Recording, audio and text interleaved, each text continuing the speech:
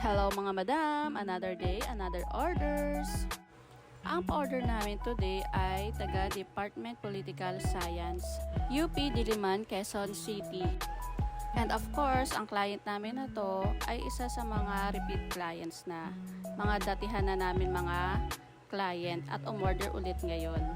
At ang mga orders pala ni madam ay 30 packs. 30 packs na rice, 30 packs na spring roll, 30 packs na sweet and sour fish, 30 pieces na soy honey chicken wings.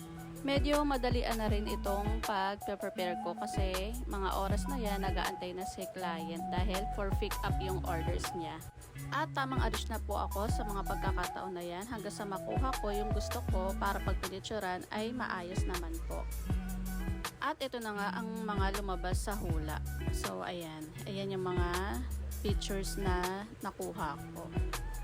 Medyo madalian na rin yan mga madam kasi si client nandyan na at nakikita yung ginagawa ko, medyo nahihiya ako.